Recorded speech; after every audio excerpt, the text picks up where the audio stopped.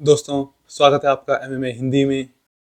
आज हम बात करने वाले वन चैंपियनशिप के 157th इवेंट 157 की वन चैंपियनशिप सुपर सीरीज की मुay थाई फाइट्स का जो टूर्नामेंट था वो कल शुरू हुआ। फ्लाईवेट डिवीजन के टॉप 8 फाइटर्स इसमें फाइट कर रहे थे। साथ ही मेन इवेंट और को मेन इवेंट में दो मुay थाई टाइटल्स डिफेंड किए गए। पहला फेदरवेट मुay थाई वर्ल्ड चैंपियनशिप के लिए था, जिसमें रेनिंग चैंपियन पैच मोराकोट ने एक रेजर क्लोज डिसीजन में अपना टाइटल डिफेंड किया। इसके अलावा को मेन इवेंट में हमारे पास स्ट्रोवेट मुay थाई वर्ल्ड चैंपियनशिप के लिए फाइट थी। को मेन इवेंट में हमें फिनिश देखने को मिला और साथ ही हमें एक नया चैंपियन देखने को मिला, जिसमें जोसेफ लासीरी ने सेंचाई को फोर्थ राउंड स्टॉपेज से हराया। फोर्थ राउंड शुरू होने से पहले प्रजेंचाई ने फाइट में आने से मना किया, जिसकी वजह से ये फाइट को स्टॉप करना पड़ा हमें रेफरी को। इसके अलावा हमें वन चैंपियनशिप में डेब्यू देखने को मिला रोटोलो ब्रदर्स का। Tye and Kade Rotolo Brazilian jiu-jitsu के एस हैं इस समय पे। दोनों 19 साल के हैं, ट्विंस हैं और ब्राजीलियन जिजित्सु में एंड ऑलमोस्ट सभी जिजित्सु प्रैक्टिशनर्स इन्हें ब्राजीलियन जिजित्सु का फ्यूचर मानते। टाई रोटोलो के सामने थे गैरी टोनन, द अमेरिकन, जिसे greatest of all times in jiu-jitsu कहा जाता है। 5 टाइम जिजित्सु वर्ल्ड चैंपियन है, एडीसीसी में वर्ल्ड चैंपियन रह चुके हैं अपनी वेट क्लास में। तो आप देखें, एक इतने बड़े लेजेंड के सामने 2 मिनट में उन्हें डार्स चोक से सबमिट करना बहुत बड़ी बात है। I was really shocked to see इतना जल्दी एक स्टॉपेज विक्ट्री मिला टाई रोटोलो को। गैरी टोनन एक बहुत बड़ा नाम है बीजेजे वर्ल्ड में, लेकिन जैसा कि लोगों ने प्रेडिक्ट किया था कि फ्यूचर इज रोटोलो ब्रदर्स। इसके बाद छोटे भाई केड रोटोलो के सामने थे शिन्या आयोकी, टोबिका जुडान, जापानीज लेजेंड एमएमए के। और एंड आई शुड नॉट से एमएमए के लेजेंड ओनली, क्योंकि ग्रैपलिंग वर्ल्ड में भी वो एक लेजेंड है। उनके पास करीब 20 सबमिशन विक्ट्रीज हैं अपने करियर में अभी तक, राइजिन वन चैंपियनशिप इन सबको मिलाकर। केड रोटोलो ने पूरे मैच का एक एक सेकंड डोमिनेट करा, लेकिन सबमिशन विक्ट्री या फिनिश नहीं ले पाए शिन्या आयोकी को, और जजेस ने एक क्लियर यूनानिमस डिसीजन विक्ट्री दी केड रोटोलो को। इसके बाद शुरू हुई वन सुपर सीरीज की फ्लाईवेट मुay थाई वर्ल्ड चैंपियनशिप ग्रां प्री, जिसमें सबसे पहले द फ्लाईवेट चैंपियन रॉटैंग जिटवांगनान और उनके सामने थे जेकब स्मिथ।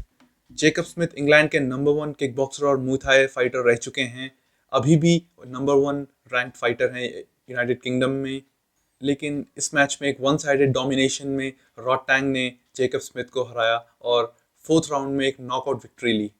लेकिन इस मैच में जो कहते हैं ना, एक नियर मर्डर था, ये एक नियर मर्डर था। ऐसा लग रहा था कि थोड़ी देर अगर और टिके रहे जेकब स्मिथ तो एक मर्डर होने वाला है। इतना ब्रूटल डोमिनेशन था रॉटैंग का।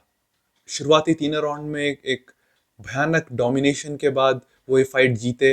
एंड इस ग्रां प्री के सेमीफाइनल में अब उनके सामने होंगे Walter Gonsalves, and what a mouth watering fight it will be. पिछली फाइट एक रेजर थिन डिसीजन से, एक सुपर क्लोज डिसीजन से रॉटैंग ने जीता था, लेकिन इस बार वॉल्टर गोंसाल्वेस प्रिपेयर आएंगे एंड आई एम श्योर एक अनदर क्लासिक मुay थाई फाइट हमें देखने को मिलेगी। बात करें अगर वॉल्टर गोंसाल्वेस की, तो हालांकि उनकी फाइट जोनाथन हैगर्टी के साथ होने वाली थी, लेकिन मेडिकल रीजंस की वजह से इस फाइट को नहीं ले पाए जोनाथन हैगर्टी। एक लास्ट मिनट पुल आउट था और हैगर्टी को रिप्लेस किया जोशुआ क्रूज ने, and I think Joshua Cruz was fed to a lion.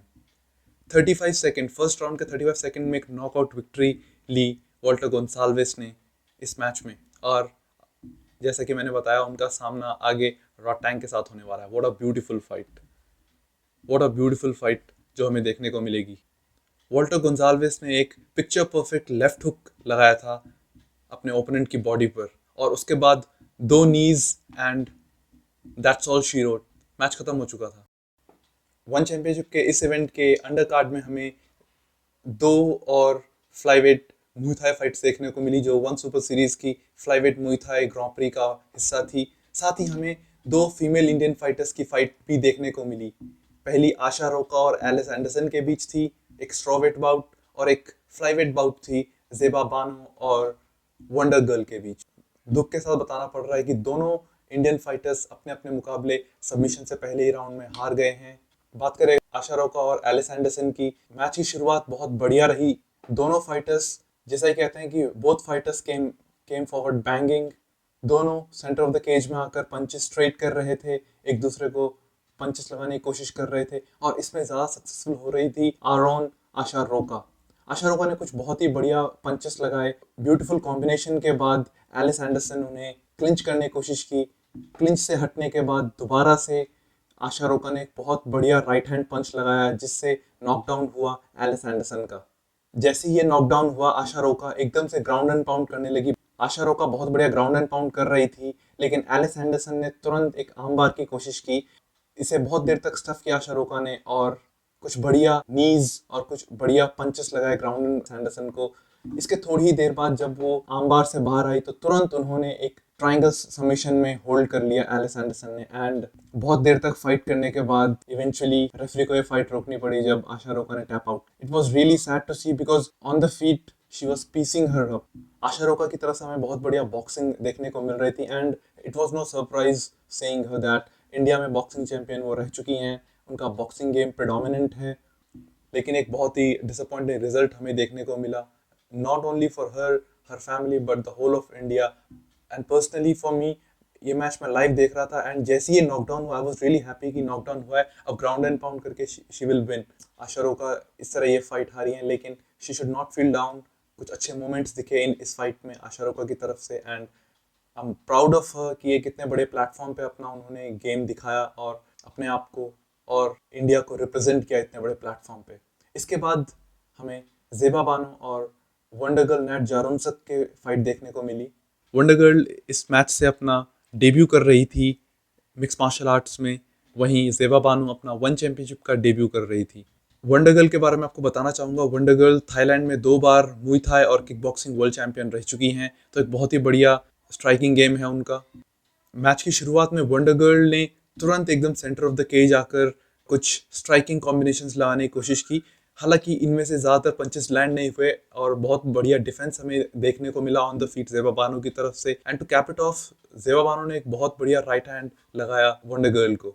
इसके थोड़ी देर बाद ज़ेबा एक टेक डाउन के लिए गई, एंड जैसे ही वो टेक डाउन के लिए गई एक बहुत ही अनफॉर्चुनेट सिचुएशन आई जहाँ पर एक बहुत बुरी पोजीशन में वो थी, क्योंकि उनकी पोजीशन को रिवर्स किया वंडर गर्ल ने, और ज़ेबा जो टॉप पे आना चाहती थी वो नीचे आ गई, और wonder girl was on the top. इस टॉप से उन्होंने आर्म बार की कोशिश की जिसे थोड़ी देर तक स्टफ किया, लेकिन eventually she had to tap. And again जैसे मैं ये मैच लाइव देख रहा था, बहुत बुरा लगा ये देखकर कि अपना debut match Zeba Bano and all over India the MMA community बहुत ही सैड है इसके लिए कि एक वन चैंपियनशिप में एक अनदर फाइटर अपना डेब्यू कर रहा था, और लेकिन वो इसमें जीत नहीं पाया। एंड बाय द वे, इस फाइट में हमें ज़्यादा कुछ देखने को नहीं मिला क्योंकि ये फाइट बहुत जल्दी खत्म हो गई थी। सिर्फ 2.5 मिनट की फाइट हमें देखने को मिली ज़ेबा बानो की तरफ से। इसमें ज़ेबा बानो ने अपना पूरा जो स्ट्राइकिंग गेम है वो भी नहीं दिखाया, क्योंकि इतने 2.5 मिनट के टाइम में उन्हें मौका ही नहीं मिला अपना कुछ अपने आप को शोकेस करने का, अपना पूरा गेम दिखाने का। अगर ये फाइट थोड़ी देर और चलती तो ज़ेबा बानो का गेम का प्रोग्रेशन हमें ज़रूर देखने को मिलता,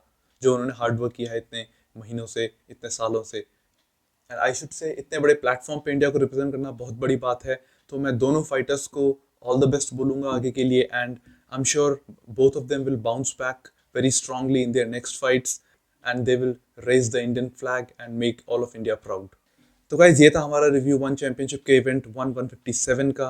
please do let me know what are your views on it. And as usual boxing, kick boxing, Muay Thai, mix martial arts का premier action, reviews, analysis and latest stories लेकर मैं आपके सामने दोबारा आता रहूँगा। Until then, hit a knockout punch on the subscribe button, hit that notification bell too, and I'll see you in the next video.